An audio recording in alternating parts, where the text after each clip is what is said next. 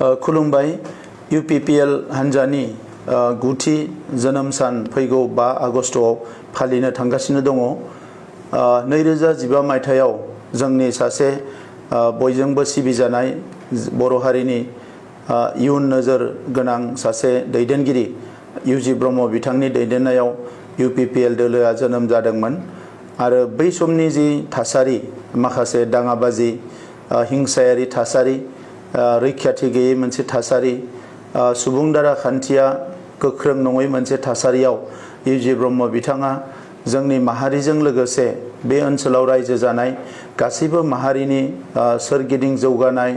रैखाथि आरो जोंनि सोलोंथाइनिफ्राय लानानै गासैबो बिथिंखौ जौगाहोनो थाखाय लोगोसे गोलाव समनिफ्राय सोलिबाय थानाय बर' जेंनाखौ सुस्रांनायाव मदद होनो थाखाय UPPL दोलोखौ जोनोम होदोंमोन आरो जोनोमनिफ्रायनो UPPL दोलोआ जोंनि बर' माहारिनि बायदिसिना जेंनाफोराव खोथा बुंनायजों लोगोसे भारत सरकार आसाम सरकारखौ नारसिननाय आरो गोबां हाबा मावनो आखायाव लायो आरो UG ब्रह्म बिथांनि दैदेननायाव UPPL दोलोआ बे ओनसोलनि माखासे हारि हारिसाफोरखौ खौसे खालामनानै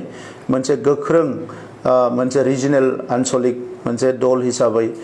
गसंथानो थाखाय जुजिबोयो आरो बे हिसाबैनो 2020 मायथाइयाव जि मोनसे गोलाव सम सोमावसारगिरिफोर एबसु NDP UPPO गोबां हान्जा जयै जि मोनसे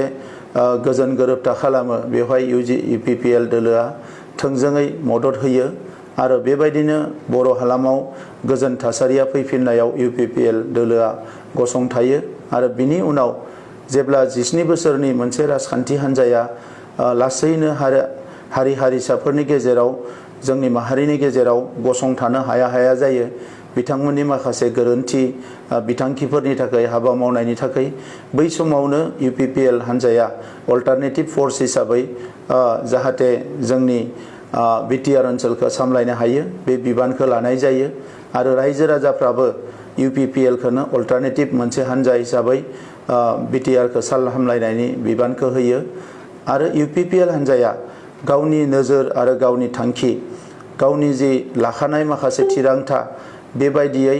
बर' हारिखौ जौगाहोनो थाखाय माखासे हाबाफारिफोरखौ आखायाव लायो आरो बै समनिफ्राय नैबे 4 बोसोरसिम जोंनि हा हुनि जेंनाफोरखौ सुस्रांनाय सोलोंथाइनि जेंनाफोरखौ सुस्रांनाय लाइमोनफोरनि जेंनाफोरखौ सुस्रांनाय बर' गोरोबथानि दफाफोरखौ मोनसे सुस्रांनायाव गासैबो बिथिङाव हाबा मावबोगासिनो दङ आरो दिनै गोबाव बोसोरनि उनाव UPPL हान्जानि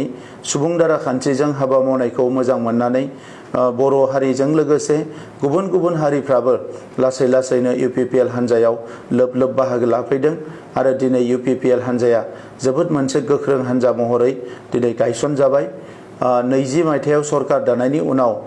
2021 मायथाइयाव MLA इलेक्शनाव देरहायो बिनि उनाव सासे राज्य सभानि MP खौ जोङो मोनफिनो आरो बेजों लोगोसे 2024 मायथाइयाव जोंनि गोबाव बोसोर 10 बोसोर जोङो खोमानानै लानाय क'क्राझार लकसभानि MP खौबो जोङो मोनफिननो हायो आरो दिनैनि समाव UPPL हान्जाया जोंनि माहारिनि गोग्लैसोनानै थानाय गुबुन आयदाफोरखौ बोखांनानै गेलेमुनि बिथिं सोलोंथाइनि बिथिं हारिमुनि बिथिं राव थुनलाइ जौगानायनि बिथिं बेजों लोगोसे माखासे रांखान्थि जौगानायनि बिथिंजों लोगोसे गुबुन आयदाफोरखौबो आखायाव लानानै गोख्रोङै हाबा मावगासिनो दङ बे खाबुखौ होनायनि थाखाय BTR ओनसोलनि रायजो राजा बिथांमोननो आं साबायखर बावो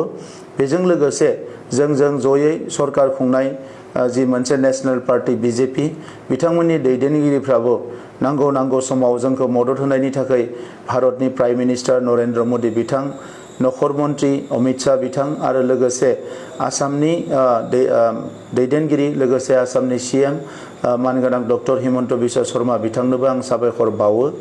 UPPL हान्जाया जोबोद गोख्रोङै जोङो जोंनि जौगानायनि थाखाय जों खामानि मावगोन आरो मोजां मोनसे खुंथाय गोहो जोंनि हारियाव एबा जोंनि ओनसोलाव गायसननो थाखाय अरायसम UPPL हान्जाया खामानि मावबाय थागोन बे बिथिङाव आङो मिरुनिफ्राय लानानै बुथ कमिटिसिम गासैबो primary committee block committee district committee आरो सेल्सफोराव जाय बिबान लानानै खामानि मावदों सान्दुं अखा गासैबो थासारियाव UPPL नि हाबाफारिफोरखौ लोगोसे जोंनि ओनसोलनि जौगानायनि हाबाफारि बायदिसिना बारहुंखानि समानो जाथों एबा दैबानानि समानो जाथों UPPL हान्जानि साफ्रोमबो मावथि बिबानगिरिफ्रा सान्दुं अखा हर सान खामानि मावनानै जोंनि दोलोखौ गोख्रों खालामनायजों लोगोसे ओनसोलनि जौगानायाव बयबो गोसो होनायनि थाखाय आं बयनिसिमबो UPPL नि फेमिलिनि साफ्रोमबो मेम्बारनो आं रोजा रोजा साबायखर बावदों आरो जोंनि माखासे बिबानगिरि आरो मावथिफोरजों लोगोसे बिथांमोननि गासैबो न'खरनि सोद्रोमाफोरनोबो आं गोसो गोरबोनि अननाय आरो सिबिनायखौ बावहरदों